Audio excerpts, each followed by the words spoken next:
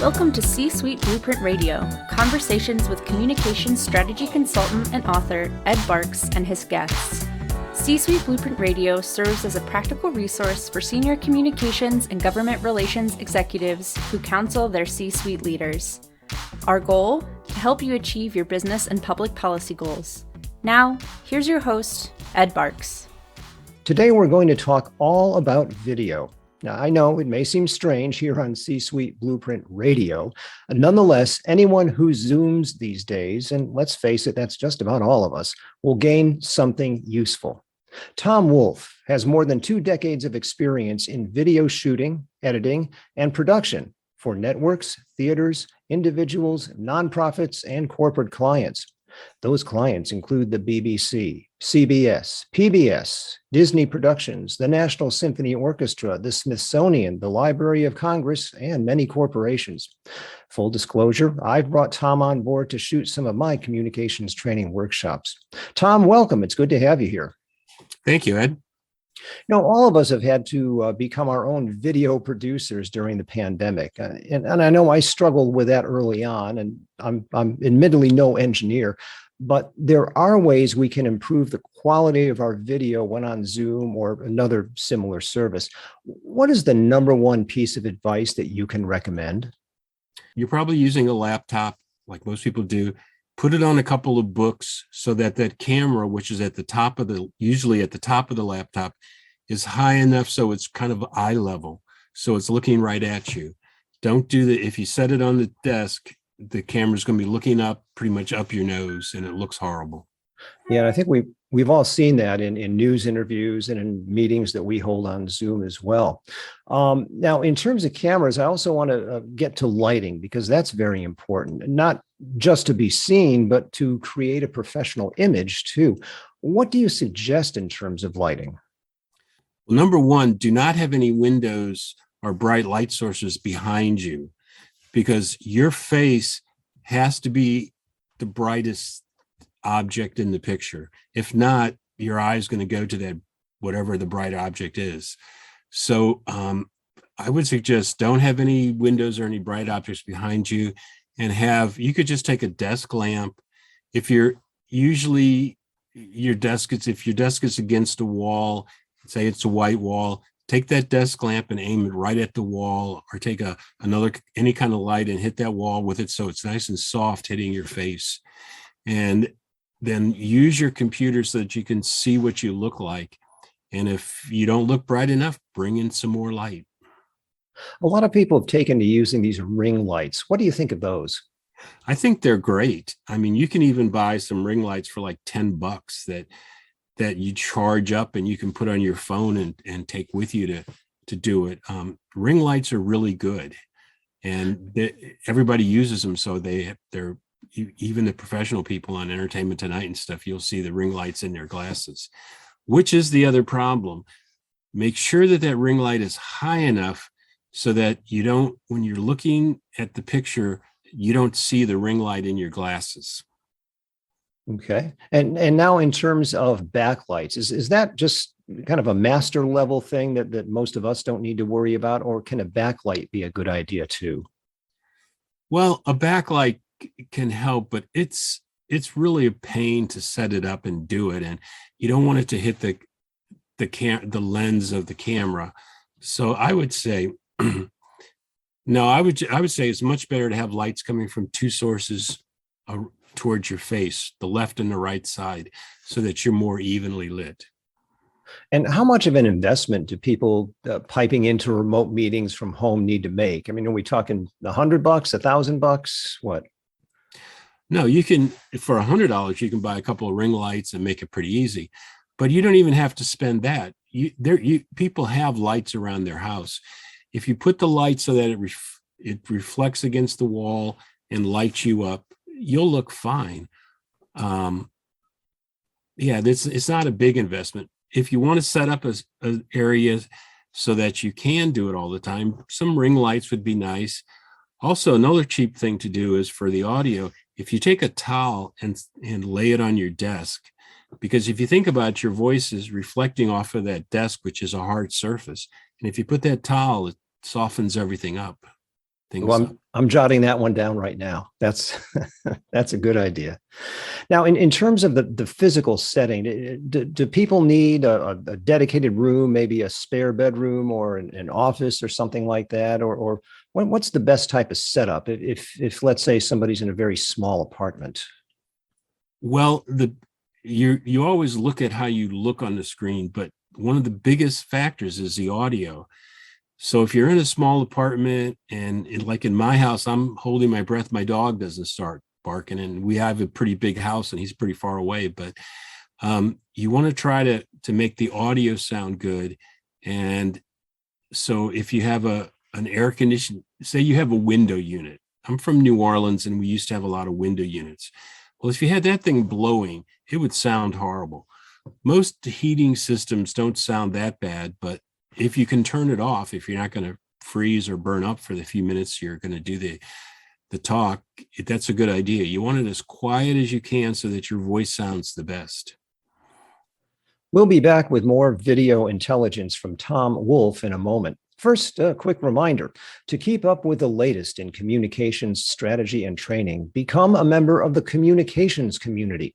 When you sign up online at barkscom.com, you receive the position paper, Remote Media Interviews Are Here to Stay, How Your Spokespeople Can Thrive. You'll also receive twice monthly emails to help you sharpen your communications edge. Just visit barkscom.com and tell us where to send it. Join the community today. Back now with Thom Wolf and his advice for sharpening your look on video for online meetings and presentations. Thom, you told me a great story before this interview when we were talking about a politician that you advised. Tell our listeners that one. That has so much good advice in it. Well, I have a friend who is running for a major campaign in Maryland, and he was on Channel 9. And Channel 9, instead of sending out a cameraman like they used to, our camera person, and shooting an interview, they're going to do remote. They're going to do a Zoom call. So he looked horrible. He just had his computer. He just set it down on the desk. They called him. He turned it on and started talking. And I wrote him and I said, look, if you're running for this big political office, you need to have a dedicated place to do these interviews that looks good. So his campaign actually paid me to set up one of his rooms in his house. He had what's called a step and repeat, which is a blank wall that had his campaign logo on it a couple of times. And it looks really good behind him. And then we had two, as we were talking about before, ring lights. We had two ring lights, one on each side. And then we also had for $15, you can buy a lavalier microphone that plugs into your computer. And that's a really good way to make the audio a little better. I am not using one right now. I'm still using my straight computer. But if you had a lot of noise going on in your house, a little lavalier would be good. So anyway, he set it up, and now when I see him on television, he looks a lot better. He looks more professional. Yeah, talk about just a little deeper on the audio notion of all this, because I am using an external microphone, and it's simple. It's a USB plug. It plugs right in, and it's much better quality than the one I have on my webcam or on my devices. Talk a little bit about the importance of audio, because it's been my experience that if the video is bad, people might hang with you for a little longer, but if your audio is bad, all bets are off. Well, when I started I started as a TV director in New Orleans, and when I became a cameraman, one of the things that I learned at that 30 years ago, they sent an audio person with me, and that person would be just in charge of putting the lavalier mic on, making sure it sounded good. They would listen the whole time. Now I work alone. The audio person's been eliminated. And I know that if the audio sounds bad, my client's going to be upset. If my video shot has somebody walking through the screen, or it's really wide or doesn't look the greatest, you can fix that in editing, but you cannot fix audio in editing. You can make it sound a tiny bit better, but you can't fix it. So the best thing is to have, like you were talking about, you have a dedicated mic. For about $15, between $15 and $30, you can buy a lavalier mic that plugs into your computer. It's easy to hook up. You put it on your shirt. So that microphone is 3 inches from your mouth, whereas the computer microphone is a good 1.5 feet away, 18 inches or so. So the lavalier is going to sound a lot better. And I was just thinking today that I need to buy one for myself, because most of the time when I'm doing Zooms, I'm recording somebody else doing it. But I would suggest some kind of cheap microphone that clips to your shirt. Yeah, and thanks for the audio bonus, because we were going to talk about video, but audio is so important. I'm glad you delved into that. Let's get back to the video piece of it, Thom. What do you think of using those simulated or blurred backgrounds that seem to be the rage these days? Well, I really dislike them. You'll notice if you've got your background blurred and you stick your hand out, there's an electronic thing going on where it's out of focus, in focus, and I just don't really like them. If you're going to use them, the most important thing to do is to have light sources coming in from both sides, from the left and the right, because you'll notice if you don't have your face evenly lit, you're going to start seeing part of your hair cut off by it. So it helps to get rid of the clutter. It focuses more on your face, so it's good for that. But make sure they're evenly lit.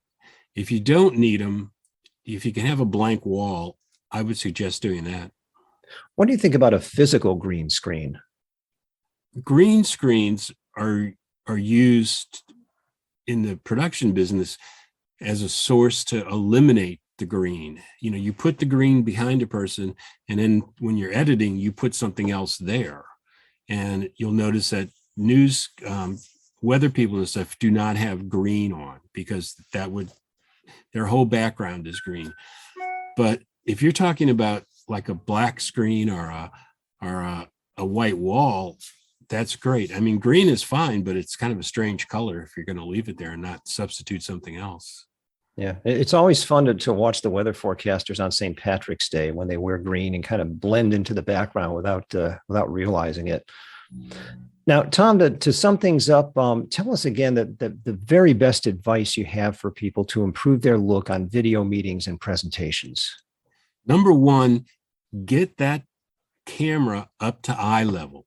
The camera is usually a little hole on the top of the screen.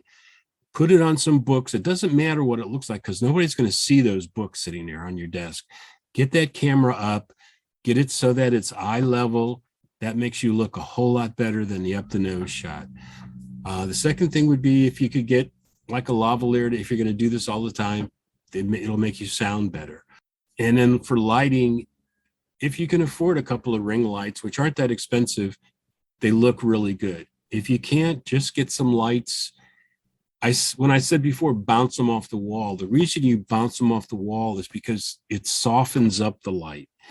If you took a regular desk lamp and aimed it at your face, it would be pretty harsh. But the ring lights are not harsh. They look really good. And you can even buy some cheap ones. I have some for $10 that clip on the top of my iPhone if I want to use it with that. You can get whatever you need, and you shouldn't have to spend very much money. Great. Some easy and no nonsense ways everybody can use to improve their video quality, whether you're just in a one-on-one meeting on Zoom or whether you're delivering a presentation to many hundreds on a video source of some sort. And Thom, what's the best way for listeners to get in touch with you? Well, my website is www.thomwolf.com, THOMWOLF.com. And I do have some handouts that I have examples of how to set up your computer and how to make it look better. www.thomwolf.com. Thanks to Thom Wolf for sharing with us his expertise about looking good on video meetings here on C-Suite Blueprint Radio. This is Ed Barks. Until next time. Thank you for listening to C-Suite Blueprint Radio with Ed Barks. Check out the show notes on the C-Suite Blueprint blog. While you're there, comment on this episode by sharing your thoughts in the Leave a Reply box. To learn how Ed can help you reach your business and public policy goals, visit barkscom.com. That's BARKSCOMM.com. Tune in again soon here on C-Suite Blueprint Radio.